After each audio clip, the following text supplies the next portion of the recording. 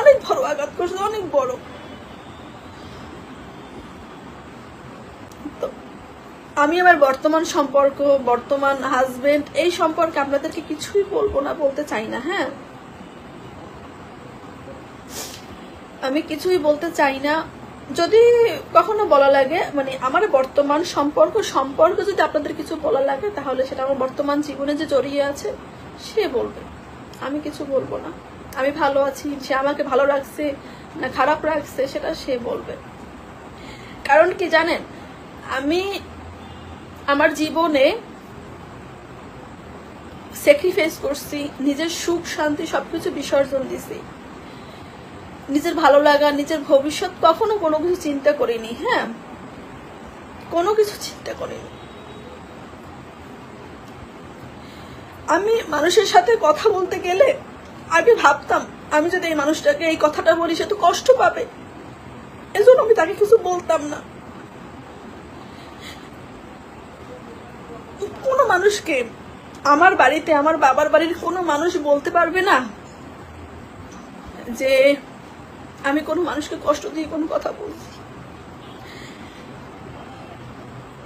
আমি, হ্যাঁ তুমি কি এখনো আবার প্রেগনেন্ট? না, আমি প্রেগনেন্ট না, এখনো প্রেগনেন্ট না, আমি বাচ্চা নেইনি এখনো, আমাদের বাচ্চা নেওয়ার প্ল্যানিং এখনো না। জানি না, ভবিষ্যতে হলে হবে, আল্লাহ যদি দেয় তাহলে দেখতে পাবেন। যাই হোক, আমি একজন মা, এটা হচ্ছে আমার বড় পরিচয় যে আমি একজন মা। হ্যাঁ, আর একজন দেখবেন, একজন মা সে যখন, আমি বাচ্চাকে এমনি সোশ্যাল মিডিয়ায় কখনো আনিনি, বিশেষ করে ও বিষয়টা পছন্দ করে না, ও আসতে চায় না, ওর কারণেই না আসা, ও আসতে চায় না।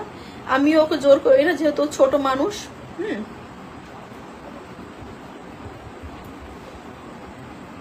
হ্যাঁ,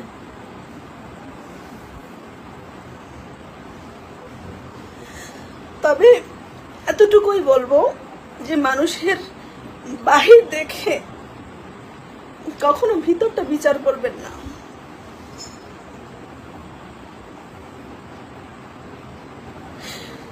আমার ভিতরে না আমি পাহাড় সমান কষ্ট লুকাই রাখছি।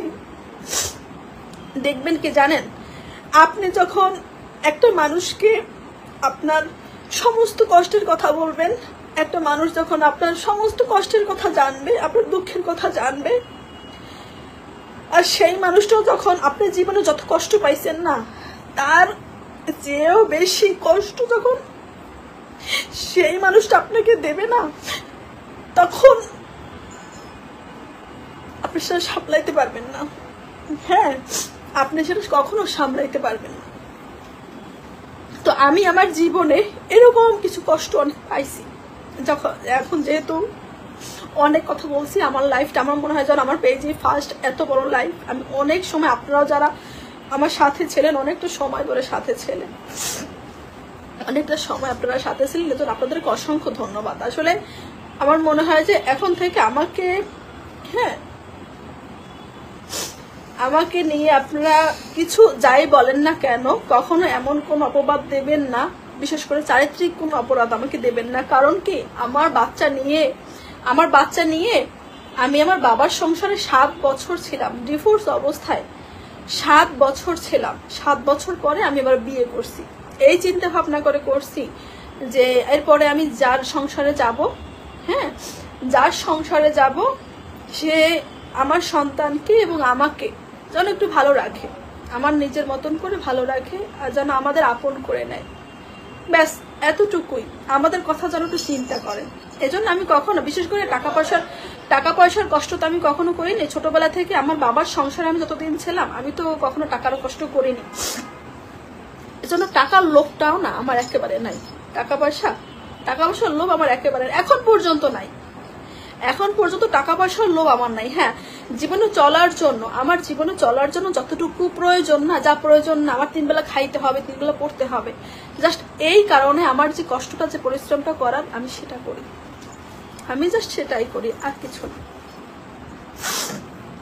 তো আপনাদের সাথে অনেক কথা বললাম, আপনারা আমাকে অনেক অনেক অনেক সময় দিচ্ছেন।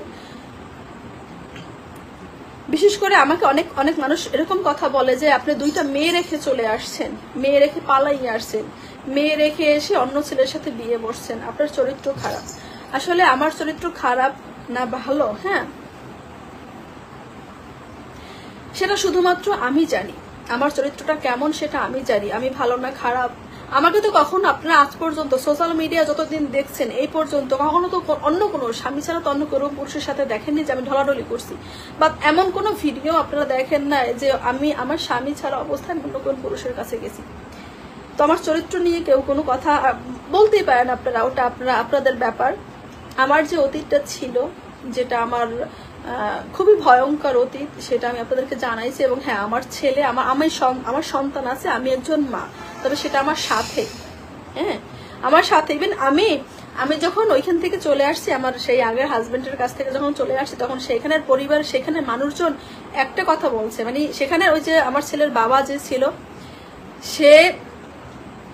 সে বলছে কি আমার মাকে মেরে ধরে, আমার মাকে তালা বন্ধ করে, দরজা বন্ধ করে লাগাই তারপরে সে গেছে, তারপরে সে চলে গেছে, অন্য পুরুষের কাছে চলে গেছে। আমি এমনও কথা শুনছি। আমি জাস্ট উপরে যে একজন আল্লাহ আছে না, হ্যাঁ উপরে একজন আল্লাহ আছে না, সেই আল্লাহ তাআলার কাছে শুধু আমি একটা কথা বলছি যে আল্লাহ, আমি যদি সৎ থাকি, আমি যদি ঠিক থাকি, আমার যদি কোনো দোষ থেকে না থাকে, তাহলে তুমি বিচার করো, তুমি দেখো। আল্লাহর কাছে আমি বলছি। আমি জানি না সেই সব মানুষগুলো আমাকে যারা কষ্ট দিয়েছে তারা কতটা ভালো আছে, কতটা সুখে আছে, আমি সেটা জানি না, আমি জানতেও চাই না। হ্যাঁ, তো আপনাদের কাছে আমি কথাগুলো এই কারণে বলছি যে মানুষের জীবনে কখন কি ঘটে সেটা তো আসলে বলা যায় না, কে মারা যায় কে বাঁচে বলা যায় না। আমি যেহেতু সোশ্যাল মিডিয়ায় একটা প্ল্যাটফর্মের সাথে, আমি চাই না আমার সম্পর্কে আপনাদের কোনো ভুল ধারণা থাকুক, আমি চাই না। যার কারণে আমার আপনাদের সাথে যেটা শেয়ার করার দরকার ছিল আমি সেটা করছি, আমার যেটা শেয়ার করার দরকার ছিল আমি করছি, যাতে ইন ফিউচার এমন কোনো কথা আমার সম্পর্কে না আসে যেটা অবিশ্বাস্য, তারপর আমাকে মানতে হইতেছে। তুমি যাও যাও, সব অসুবিধা নেই, যাও। হ্যাঁ, তো অনেক কথা বলছি, আপনারা অনেক সময় ধৈর্য ধরে এমন অনেক কথা শুনছেন, আপনাদেরকে অসংখ্য ধন্যবাদ। আমি জানি না আমি যতদিন পর্যন্ত সুস্থ না হতে পারবো ততদিন পর্যন্ত কোনো ভিডিও আসবে না। আমার একটু সুস্থ সময় লাগবে, যেহেতু ডাক্তার বলছে আমার 7 দিন পরে আবার ডাক্তারের কাছে যেতে হবে, মানে ব্যান্ডেজ করা। তো এরপরে এখন শুধু ব্যথা প্লাস ব্যান্ডেজ করতেছে, পাটা সোজা থাকে, পাটা একদম হাড়টা বেঁকা হয়ে গেছে। তো হাড়টা আমরা করে ঠিক করে দিয়েছে। 7 দিন পর্যন্ত একদম বেড রেস্ট থাকতে বলছে, আমাকে বিছানা থেকেও নামতে নিষেধ করছে, আপনি বিছানা থেকেও নামবেন না, এমন করে বলছে যে আপনি একবার বিছানায় থাকবেন 7 দিন। তো আমি জানি না কি হয় না হয়, সবাই আমার জন্য দোয়া করবেন, অন্ততপক্ষে আমার ছেলের জন্য, আমার জন্য আপনারা দোয়া করবেন যেন আল্লাহ তাআলা আমাকে খুব তাড়াতাড়ি সুস্থ করে দেয়। হ্যাঁ, আমি যেন আপনাদের মাঝে খুব দ্রুত ফিরে আসি। সবাই ভালো থাকবেন, সুস্থ থাকবেন, এটাই, আর কিছু বলার নেই।